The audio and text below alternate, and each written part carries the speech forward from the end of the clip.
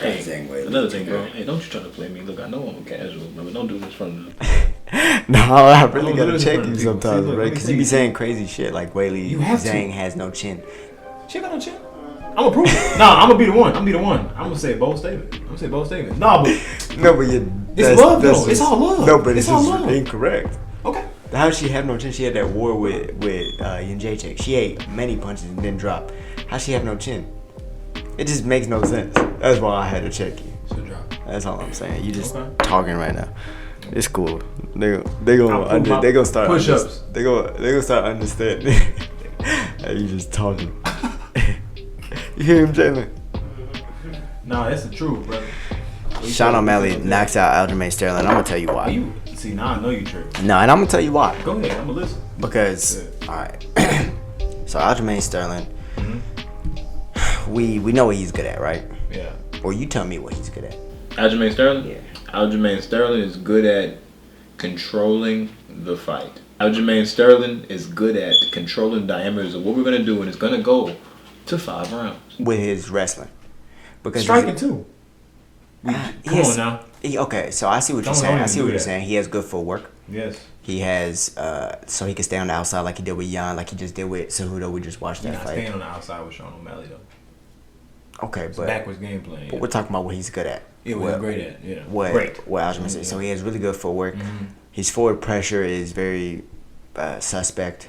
Right, with his hands, at least his boxing, like he'll throw, but he doesn't really land. If he does, it's not really with power. He throws high kicks very blank, but he'll shoot afterwards, so it gives you something to think about and respect. He throws teeps up the middle a lot. Sometimes he'll try and come up with the knee, but they're not timed very well. Really good grappling. He shoots, and even if you deny, he could get up to the back. Really good back takes. Very savvy with all that. His jiu-jitsu is world class. I don't like how he hops onto the body triangle and just stays there. I'd rather him go for a finish, but that's the kind of guy he is he's going to play the sport, and he's going to say, oh, I'm up 3 rounds. Okay, I could take 2 rounds off. I feel like that puts Aljamain Sterling in a nutshell. Yeah, you're right. Right? Yeah. Sean O'Malley, that's a little different. Dominant force. Or he's a world-class striker, right? His striking is obviously better. Yeah. I think his boxing is better. His striking, just in general, is better. He's a brown belt in jiu-jitsu, which I think. So purple is like where you start attacking, right, in the jiu-jitsu spectrum. White belt's survival, blue belt is escapes and starting to implement a little bit of your offense. Purple belt is like the belt of like offense. Brown belt is where you start to get into that dominating realm. Like you start passing people's guards, shutting down games and stuff like that. Like really systematically breaking everything down, I feel like. And then black belt is mastery of the fundamentals. So nothing really is new to you anymore. Maybe it has to be explained in a different way, but it's not new to you anymore. You've pretty much seen everything. You have so much experience to where your body moves in a certain way. And then there's levels once you get to black belt. And Aljamain Sterling is very high on that level. Matter of fact, he fought Sean's jiu-jitsu coach. Dubbed him. And dominated him. Didn't just dub him, but dominated him on the ground. Tanquinho, who's a black belt world champion in grappling and jiu-jitsu, dominated him on the ground. And now he's about to go against that wrestling. Yeah, exactly. And that's that wrestling. So it is. There is a really good, we don't know how Sean's going to play out till he plays out. No, she's fine. We don't know how he's going to play out until it plays out. She's fine. She's fine, brother. Let her eat. Penny. She's good. He going to feed it. Let her be, bro. She's going to be at it for a minute. At it for a minute? She's good, bro. She's good. We got mics for a reason. Yeah, dog. Man. Relax. Yeah, I got labradoodles, bro. Relax. Take another sip, brother. Man, let me go ahead.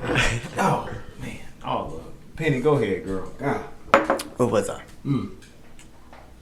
How Aljamain was about to win. So Aljamain dominated his coach in the grappling. So I think he'll have a significant advantage. We don't know till they get in there, but it has nothing to do with Sean. He'll be able to get up. Yeah. I think he'll be able to get up. I think he'll be able to get up, and I think he doesn't need to be able to get up more than 3 or 4 times. Because Aljamain's gonna shoot. He's gonna shoot, and he's gonna shoot a lot because he's gonna be getting touched. I don't know. If there's one thing Sean's gonna do, it's gonna touch you. He gonna hit you. He gonna hit you. He has there's a couple strikers I think that can compete with him. I think like a Jose Aldo. He's retired now, obviously. Corey Sandhagen will compete. I think Pedro would have competed on the feet if it went longer. Cheeto can somewhat compete. You saw Sean was really picking him apart a little bit early until he got calf kicked and that whole deal. But I think Sean striking it is kind of like how Jason was saying, it is Prince Nassim like. Yeah. I don't know. Have you seen a lot of Prince Nassim? He was this boxer who just fought with his hands down, crazy footwork. I see little reels of him.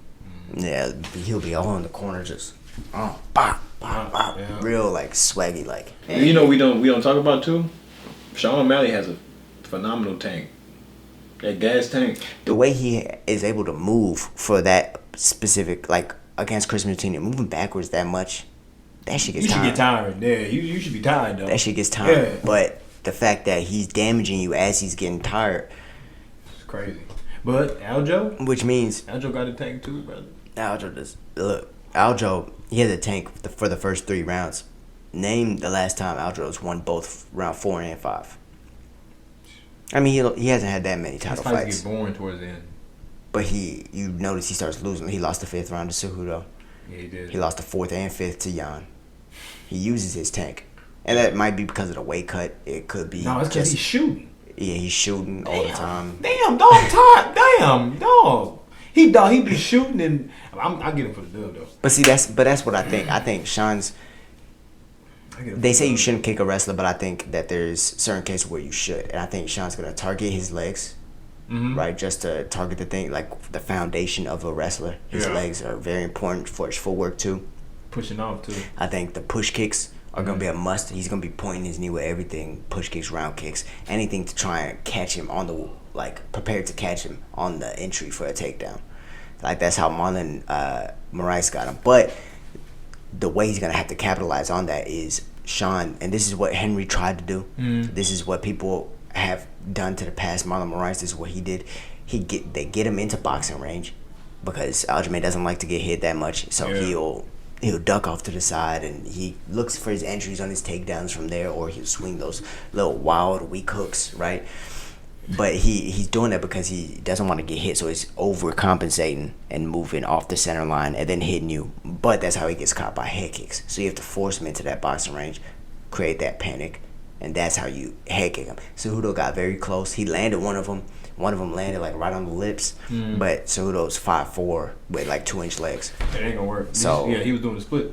Yeah, we remember. Yeah, on the cage. Coach said, "What are you doing, son? Why are you doing this?" Yeah, go ahead. But my point is that Cejudo, with 2 years off, he had 2 or 3 years off. Yeah. He didn't. I don't think he had the range for it, because with activity comes like your understanding of the range and timing. And you've been in there, right? So I think his range was off, and that's why he could capitalize. Sean has long ass legs.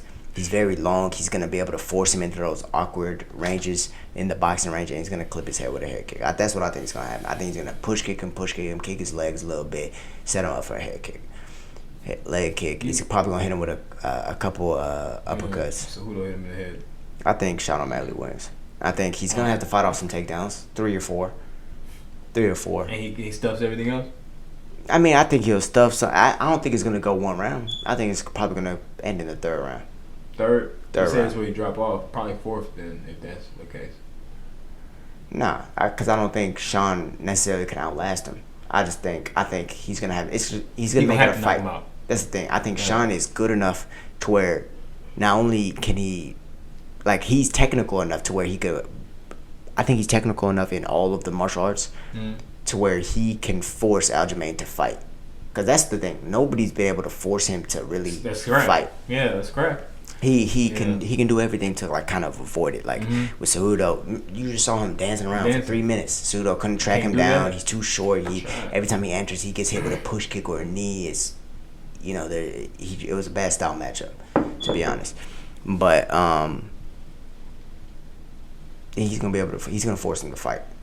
Yeah, I don't know, man. I don't know who's gonna win. I think I'm taking Sean O'Malley. That's who I'm picking. You know what? UFC 292. Sean O'Malley beats Aljamain Sterling in the 3rd round via TKO. I ain't gonna lie, you damn near convinced me. I'm damn near gonna go. Low key, he might even. I think. I don't know if he could sub him. I think he could rock him and then sub him. You know what messed me up when we rewatched the Cejudo fighting, Cejudo kicked him with a rando head kick. That messed me up because I'm like, Because what I said actually made sense. it makes sense. If Cejudo kicking him in the head, Sean about to kick it off. He may kick it off. And remember also when He he kick threw it that kick off. and the knee like hit him in the body, but he actually went for that takedown. Because he has a tendency to do that, and he'll run into those blank kicks. This could be really bad. This could be bad. This could be like, if Sean get that belt, But the thing is, keep it for a minute. if Aljamain gets on anyone's back, or if he gets a hold of anyone, he could hold you down. And then when he's actually attacking from the back, he could do He damage. does damage or with he the elbows too. Yeah. or he could choke you out. I mean, they don't call him the backpack for no reason. So I think it's a really good fight. I Hey. think the odds aren't going to be crazy. Who's the favorite in this fight? Before we get to the favorite, did you say backpack? Yeah, they These call him the human nicknames- backpack. These nicknames That's live, huh? are crazy. Yeah, that's why they're Crazy. getting, that's Yeah, why they're go getting ahead. paid You said hella money. favorite? Yeah, who's the favorite? That's what I'm looking at. Here, do your shit. My phone's tripping. Like I can't connect to nothing. I need to finish it. Who's a favorite, bro? That scotch tastes exquisite, Jalen. No, I can't lie to you, bro. Man, That's shout beautiful. out Nick, bro. O'Malley's a plus 220 underdog. Underdog? That says something. Hold on. Yeah, that messed you up, huh? Hold on. No way he going underdog. Yeah, well, I mean, of course he's gonna be an underdog, bro. Aljamain has the accolades to be the greatest bantamweight of all time. So They say he has a 78.26% chance of whooping his natural ass. That is crazy. 78%. He barely got. what? Hold on. What website? 78? I saw that shit too. I was like, what? Damn, he really about. Bet Insider Drama. Somebody about to get rich. That's what that sounds like. I guess that's what they're saying. Like the odds are saying. Somebody about to get rich. Yeah, nah. Matter of fact, I need to come on. 78% is dumb. Don't the odds change? I'm about to go to Bovada right now. What is up, Nwadei MMA family? New episodes of The Will vs. The Weight drop weekly. Don't forget to check out our latest episodes and other MMA content on Nwadei MMA. Thank you guys for watching, and don't forget to subscribe.